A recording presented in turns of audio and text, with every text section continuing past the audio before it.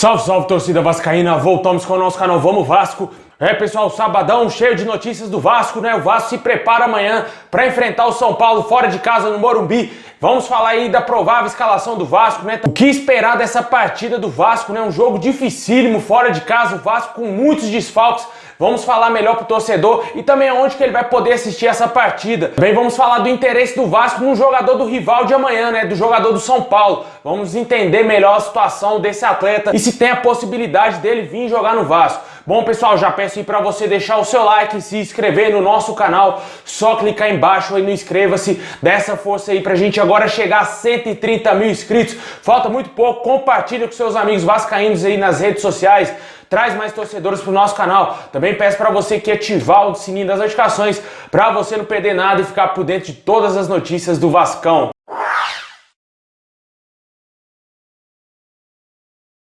Bom, pessoal, amanhã o Vasco irá enfrentar o São Paulo às 4 horas da tarde no Morumbi. Jogo fora de casa, né? Um jogo dificílimo aí pro Vasco, enfrentando aí sem dúvida nenhuma o time mais badalado do Brasil, devido aí às vitórias contra a Mulambada. O São Paulo pegou um grande moral e vem sendo taxado como o melhor time do Brasil. E o Vasco vai ter seríssimos problemas para essa partida, né? Sem falar dos principais desfalques que a gente vai ter, né? O Tim Benítez estará fora dessa partida também, já ficou fora do jogo contra o Fortaleza. Ontem o Thales Magno foi diagnosticado com Covid-19, também está fora da partida, sem falar de outros jogadores que já estavam se recuperando, Felipe Bastos, Carlinhos, Ribamar, o zagueiro Ulisses, todos estarão fora dessa partida aí de amanhã. Provavelmente o Vasco deverá ter a volta aí do Leandro Castan ao time titular. O Miranda também está recuperado do Covid-19, mas eu não sei se o Ricardo Sapinto vai recolocar ele no time titular. A provável escalação do Vasco para o jogo de amanhã deverá ser Fernando Miguel, Weller, Leandro Castan,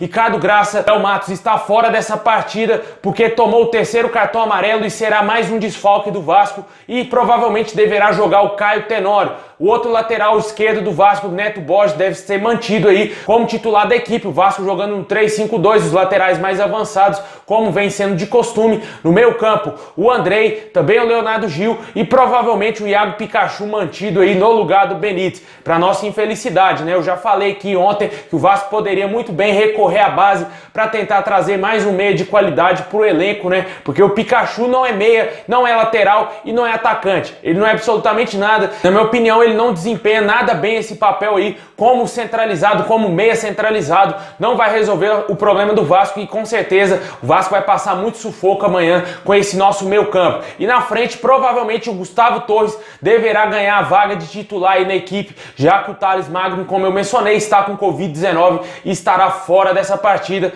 E o artilheiro Germancano no comando de ataque. Se o Gustavo Torres não jogar, provavelmente ele deverá escalar o garoto Vinícius aí, porque se ele fizer isso, o Sapinto vai estar louco, cara, porque não tem como, contratou o jogador para não utilizar ele como titular, a menos que ele não tenha condições de atuar os 90 minutos e, na minha opinião, o Gustavo Torres tem que começar assim como titular, até pra gente analisar melhor como que é o futebol do jogador jogando aí talvez os 90 minutos na partida de amanhã. E esse jogo terá transmissão aí, pessoal, da Rede Globo pro Rio de Janeiro e mais 24 estados. Vou deixar o link aqui na descrição para você conferir aí se vai transmitir no seu estado. Também irá passar aí no Premier Clubes como de costume, né? E o Vasco tenta aí voltar a vencer no Campeonato Brasileiro, perdeu pontos preciosíssimos jogando em São Januário, voltou para a zona do rebaixamento porque ontem o Red Bull enfiou 4-0 no Bahia, se livrou da zona e empurrou o Vasco. O Vasco está hoje na 17ª colocação com 23 pontos e um jogo a menos, né? Aquele jogo contra o Palmeiras, o primeiro jogo do Campeonato Brasileiro. E vai ter uma pedreira aí pela frente. Eu acho pouco provável que o Vasco consiga vencer amanhã. Só um milagre para o Vasco vencer amanhã. E na minha opinião o empate está de ótimo tamanho. Eu sei que vai ter gente que vai me xingar por isso, mas é a realidade, cara. Se você assiste jogos do Vasco, você vê que o time do Vasco é o pior time da Série A. Não tem a capacidade de vencer o São Paulo. O Vasco consegue vencer o São Paulo historicamente jogando em São Januário, mas quando joga no Morumbi não consegue fazer absolutamente nada de relevante, sempre perde, sempre toma goleadas jogando lá em São Paulo. O Vasco não vence um time paulista jogando lá em São Paulo já tem muitos anos e com certeza vai sofrer bastante aí nessa partida de amanhã, ainda mais com os desfalques. Na minha opinião, o Vasco deveria recorrer aí, o Ricardo Sapinto deveria recorrer para tentar se reforçar aí buscando jogadores na base, né? Ontem eu falei aqui do Caio Lopes, um jogador que na minha opinião já tinha que estar no profissional, já que tem muitos jogadores péssimos com a nossa camisa, vem jogando aí muito mal o Andrei, quando não joga o Andrei, o Marcos Júnior entra, não faz absolutamente nada de relevante com a camisa do Vasco, não consegue marcar, não consegue ajudar, auxiliar no ataque, né? É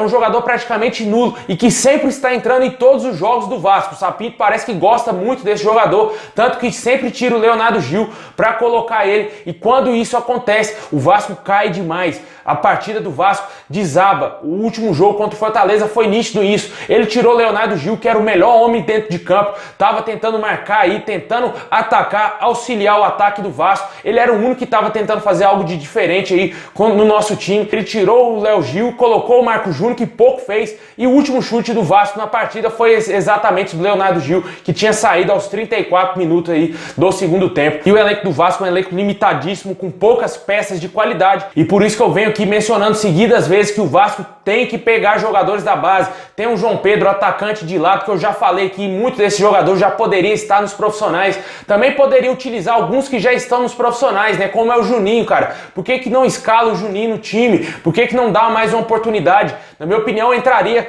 com o Juninho, Leonardo Gil e também o Andrei nesse meio campo, deixando um Pikachu no banco. E a situação do Vasco aí fica bem complicada cada rodada, e cada jogo que passa vem tendo jogadores contaminados com Covid-19, e a gente vai chegar a um ponto que o Vasco vai estar sem elenco, vai ter que recorrer realmente à base, porque não vai ter como escalar jogadores para o time principal, e na minha opinião vai ficar bem complicada a situação do Vasco no Campeonato Brasileiro. E deixa aí nos comentários se te agrada essa provável escalação, quais as mudanças que você faria para o jogo de amanhã, se você pegaria jogadores da base, já colocariam para, quem sabe, entrar em campo já amanhã, porque na minha opinião o Vasco tem bons talentos na base.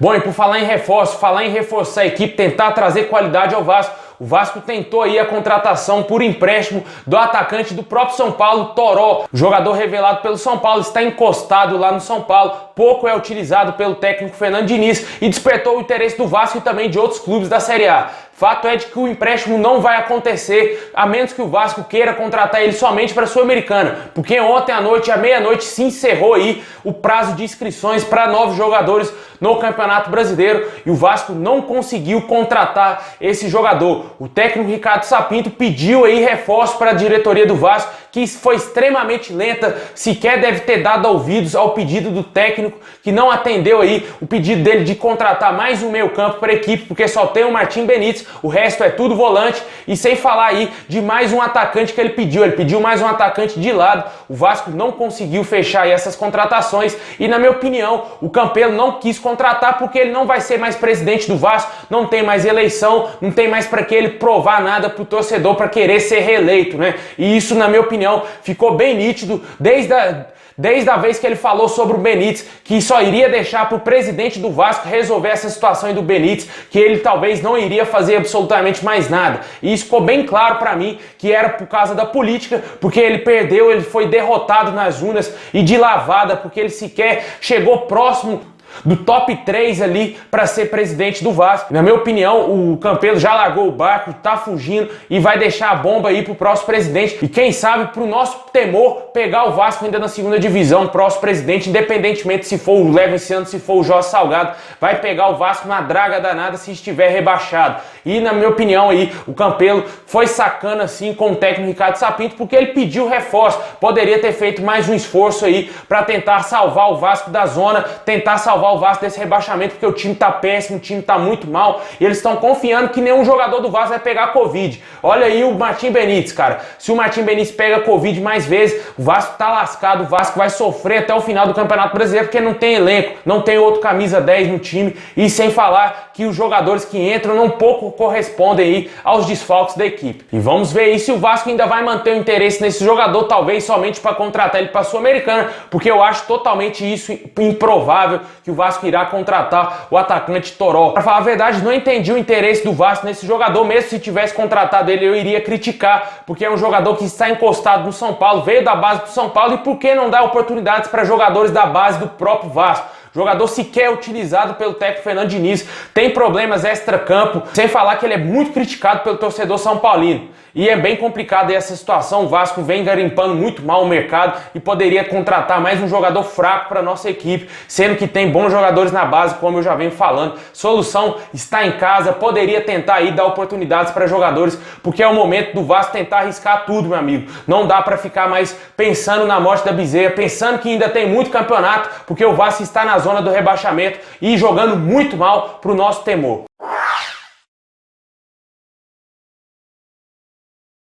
Bom, pessoal, é isso aí. Muito obrigado. Deixa o like, se inscreve no canal para fortalecer e ativa o sininho das notificações para você não perder nada. E comenta aí qual o seu palpite pro jogo de amanhã contra o São Paulo. Eu nem vou falar o meu, porque senão vai ter torcedor que vai me xingar, porque realmente o Vasco não é favorito. É isso aí, pessoal. Forte abraço, tamo junto.